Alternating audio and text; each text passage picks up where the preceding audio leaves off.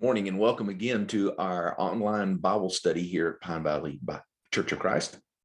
We are continuing our study of the book of Jeremiah, and today we get to what it's been building up to for the first 38 chapters of the book. We're going to see at this in chapters 38 through 41, the beginning of this final time in the life of the people of Judah in the city of Jerusalem, and where before it has sort of moved back and forth, grouping things together in terms of theme from one king to another, spanning the whole of the 40 years in which Jeremiah prophesies. And these chapters, it all focuses in on those final days, the fall of Jerusalem and the immediate aftermath of that, which is going to be a major theme for the next several chapters, and we'll finish that off next week. But let me get our screen share going.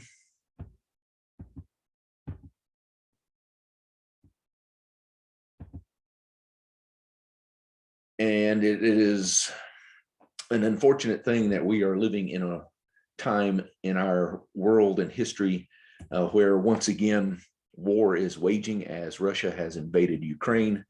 This is the picture of one of the residential complexes in the northern side of Kyiv, the capital of Ukraine. And we are now seeing the Russian armies seeking to encircle different Ukrainian cities, and it is causing famine and death and just horrible conditions for everybody in these cities as they try to choke it off. And it is this exact kind of thing that took place and happened to the Jews who are living in the city of Jerusalem, as we will see when we get to chapter 39 in just a moment. But siege warfare in the ancient world was different in that most of the cities that people would flee to were walled cities. And so it took a great deal of time to do, though God had shown that he could do it very quickly. And this idea of besieging a walled city has had implications for the Israelites in their own history. This is a picture of some of the archaeological remains of the walls of Jericho. And we read that story in Joshua chapter 6, where the people of God are told in their first incursion into the new land and their first city in which they are to overthrow, they don't do anything to bring the walls down. It is the hand of God. After they march around the city one time every day for 6 days, and then march around the city 7 times on the 7th day, and the priests blow their horns and the people all yell, and God brings the walls down to where then the army can advance in and overthrow the city. This is what's happening here in these chapters to the city of Jerusalem now. Many years later, after they have settled in the land, Jerusalem has been built, and now it has moved to the time where, because of the people's sin and their refusal to listen to God, as Jeremiah has been telling them for some 40 years, the walls of Jerusalem are going to come down. And we see this great catastrophe take place. And we're sort of given 2 different pictures of it. One is that of King Zedekiah, the one who had questioned Jeremiah back in chapter 38 about what was coming. And he seemed okay with the idea that he would not die when the city was taken over. But because of his fear of those around him, he does not listen. He does not take Jeremiah's advice that is given to him by God. And consequently, he and his family are captured in this siege. It lasts for 18 months. This was not something that lasted just a few days. This took 18 months before Nebuchadnezzar. And then during all of that time, It has led to famine. It has led to disease. It has led to people killing one another, even eating their own children. And it is a horrible situation as things deteriorate over this time. And finally, we are told that on the 9th day of the 4th month of Zedekiah's 11th year, the city wall was broken through. And all the officials and the kings of the gate, they all with Zedekiah see the soldiers coming in. They flee, verse 4. And they left the city by night by way of the king's garden, which went toward the Jericho Valley and river. And we are told, though, the Babylonian army pursues them, and they overtake him in the plains of Jericho. And it's an interesting picture that takes place here, because we have come full circle in the story, where the history of Israel began in the promised land at Jericho and the plains around it, is now where the king and all the officials of the city are captured, and Israel, as it has been known, ceased to exist. Zedekiah then is humiliated. He has to watch as all of his officials are put to death. His own sons are put to death in front of him, and then his eyes are plucked out, and he is carried off in chains to Babylonia. But that's not all that is happening here. It is the city is put into the hands of one of Nebuchadnezzar's chief soldiers, Nebuzaradan, and he orchestrates the tearing down of the city, the burning of the city, the destruction of the temple, and carrying the rest of the people off into captivity. But there's an interesting thing that happens at the end of these verses as we come to verse 10 and what all is taking place. He's carrying off all these others, but they decide to leave the poor, the poorest in the land. That would have been left earlier when Nebuchadnezzar had carried other groups off. He took off the royal family, and he took those who were powerful and rich. And then in the meantime, others had become rich by taking advantage of others, and especially of the poor. And we have seen the complaints of God throughout Jeremiah's 40 years of prophesying about their treatment of the poor around them, and the way in which they had either ignored them or they had taken advantage of them. And it is now a Babylonian king and a Babylonian soldier who reverse these fortunes. We're told in verse 10 of chapter 39 that Nebuzaradan, the commander of the guard, left behind in the land of Judah some of the poor people who owned nothing, and at that time he gave them vineyards and fields. These were people who probably had not owned any land in many years. Their families may have been destitute and poor for a long time. And we even see over in chapter 40 that they're able to harvest, verse 10 of chapter 40, they harvest the wine and the summer fruit and the oil and put them in storage jars, and the town that you have taken over. And then later in verse 12, and they harvested an abundance of wine and summer fruit.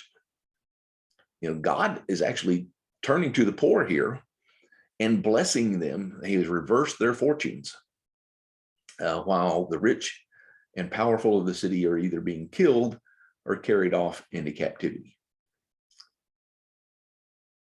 While we have this great catastrophe takes place in the death of the nobles and of Zedekiah's family, and he is carried off, and the city itself is torn down, there is still deliverance that takes place. It sort of backs up at the end of chapter 39 to the time when Jeremiah was being confined in the courtyard of the guard before the city falls. And he has him go to Ebed-Melech, who is the individual we saw back in chapter 38, is the one who went to the king and said, what the people are doing to Jeremiah is offensive. He should not be thrown in the cistern, in with the mud and the muck and the just a horrible place that was to be. And he is the one who leads the efforts then to lift Jeremiah up out of the pit. And so God has Jeremiah go to him and tell him, as an Egyptian who has come there, and because he has shown his faith in the God of Israel, he tells Ebed-Melech that God is about to fulfill his words against the city. And at that time, they will be fulfilled before your eyes, but I will rescue you on that day, declares the Lord. You will not be handed over to those you fear. I will save you, and you will not fall by the sword, but will escape with your life because you trust in me. Here in the midst of a city full of people who had been raised to understand that they were in a covenant relationship with Yahweh, the Lord God of Israel, it is an Egyptian who is delivered because he has put his trust in the Lord God of Israel. We might make some comparisons here. We go back to the story of the city of Jericho. There is one family that is saved out of the entire city, and that is the family of Rahab, who has hidden the spies. She has told them of her family's fear of the Lord and their desire to believe in him. And so even though all the walls fall down and the city is captured, the place where her and her family live does not fall. And they are taken in. And she even becomes an ancestor of King David, and is in the lineage in the Gospel of Matthew of Jesus Christ. But these are outsiders. It doesn't matter. The people had gotten convinced in Israel or in Judah and Jerusalem, we're God's people. This is his city. He'll never let the walls fall down. He'll never allow his temple to be destroyed. But they didn't put their trust in him. And so they face the judgment that he has been warning them against. In the midst of this, an Egyptian finds deliverance because he has put his faith in God. And of course, the other one who we see delivered is Jeremiah. Nebuchadnezzar tells Nebuzaradan to find him and to look after him. And we're sort of given a summary of all that takes place, verses 11 through 14 of chapter 39, but we're given more information in chapter 40 of Nebuzaradan coming to Jeremiah, setting him free, and telling him. And these words are coming out of the mouth of a Babylonian.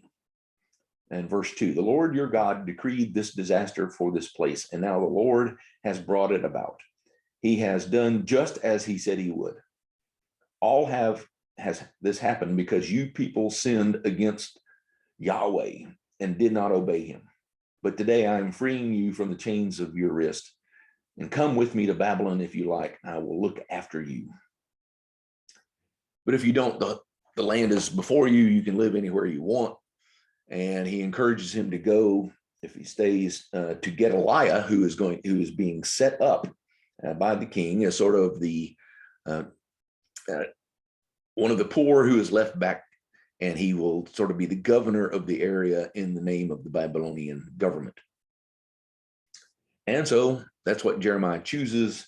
But the commander Nebuzaradan gives him provisions and a present, and let him go. And again, it's interesting that in fulfillment of Mosaic law, when any slave or prisoner was set free, they were to be given a gift. They were to be given the things they needed to live again as free individuals. Again, Nebuzaradan, a Babylonian official, does this for Jeremiah when he had been mistreated by his own people. So in the end, we have those who have survived and delivered by God. It's the poor, it's Jeremiah, who was obviously not well off himself, and an Egyptian, because he and Jeremiah are the ones who have put their trust in God. And all looks good, beginning verse 7 of chapter 40. Things are off to a promising start. Gedaliah is put in charge of ruling over the people, or sort of governing the area in behalf of the Babylonians. And many men from the area, families who'd even fled to surrounding countries during the invasion, now come back into the land to Gedaliah around the area around Mizpah, where he sort of sets up his little command post. And he tells the people, don't be afraid to serve the Babylonians. Verse 9 of chapter 40.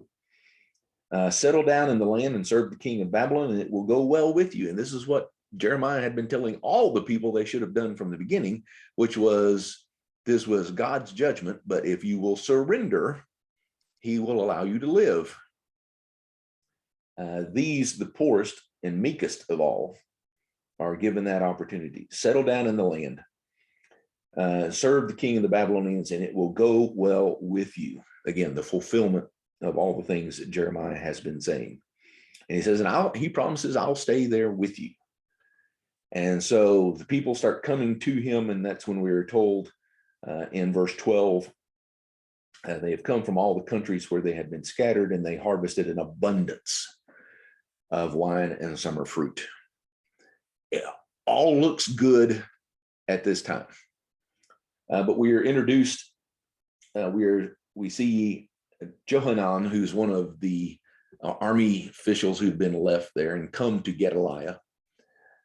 He tells him about Ishmael, who is another one of the young commanders. We're told he has some royal blood in him, and he just seems to be a very disheartened, angry young man who is angry that Gedaliah has thrown his lot in with the Babylonians, and he is actually even being paid, Johanan tells him, by the king of Aram to kill him. And so his plan is to go kill Ishmael first, so this doesn't happen. Unfortunately, Gedaliah refuses to listen. He doesn't believe that this will happen to him. And yet, chapter 41 is the chaos that happens after, because he refuses to listen to what Johanan tells him, and everything begins to fall apart in chapter 41, because Ishmael does come to Mizpah. He has dinner one night with Gedaliah and many of his officials, and in the midst of that, Ishmael and the 10 men who have come with him assassinate Gedaliah and all of those officials. Before word of this gets out, there's another group who has come in. They want to, there's 80 men who have shaved off their beards and torn their clothes, and they've come from Shechem, which was one of the ancient places that the people had gathered and worshiped God, and that the tabernacle had stayed for some time, and they were bringing offerings to worship God. And Ishmael tells them, come on in to Mizpah, have dinner with Gedaliah, and it all ends up being a trap, so that these individuals too are killed. And he begins sort of indiscriminately killing others in the city who will not side with him. There is a group who sort of bribes him not to kill them, but then there ends up just being this mass grave of a cistern, again, another area that had been dug out to trap rainwater. And instead of trapping rainwater, it is used as a mass grave for all these individuals that are killed by Ishmael and his troop. And the people are then starting to be marched out of town to Aram, or in the Ammonites, and as he returns to them. But Johanan and those who are with him hear about what has taken place, and so they set out after him, and they overtake him near the great pool in Gibeon. And the people who have been captured by Ishmael see Johanan and his men coming, and they turn against Ishmael and all begin to fight against him. And he is defeated, though Ishmael himself does get away and stays in the land of the Ammonites from that point on. But this leads the people themselves to make a bad decision. And that is, they think now there's no hope, there's no real safety here, though it has been guaranteed by the Babylonians.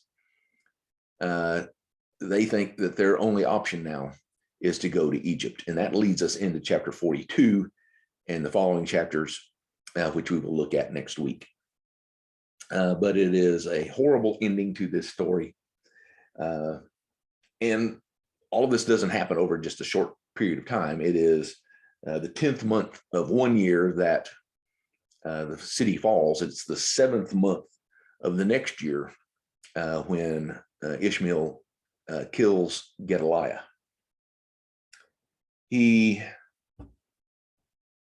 So in the midst of all of this, it is interesting that God does not speak at this time yet. He does in chapter 42.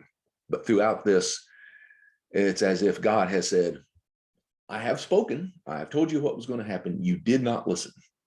And so there are lessons we have to learn so that we make sure that we continue to listen to God throughout our lives, and make sure that we are not part of his final judgment of all the nations when that happens. So we have to understand, again, something that has been shared with us throughout the book of Jeremiah, that God can work and does work through ungodly people to fulfill his mission and all that he wants to do. It is not impossible for him to do this. He can use ungodly people to punish others, to bring about his judgment. We know that he does reward those who serve him, and he will care for the poor because he cares for them. But God does allow evil to live in this world, and he allows free choice. And though he has used Nebuchadnezzar and the Babylonians to punish his unfaithful people, he does reward the Egyptian, Ebel-Melech, but he also allows Gedaliah, who seems to be a godly man who's wanting to do what is right and help his people, he allows him to be assassinated. And that's always one of those things that it's hard for us to understand, why God allows one to live and another to die. We still have those questions when we pray for different individuals in our lives. Why does is one healed of a deadly illness that we pray for, and another still dies?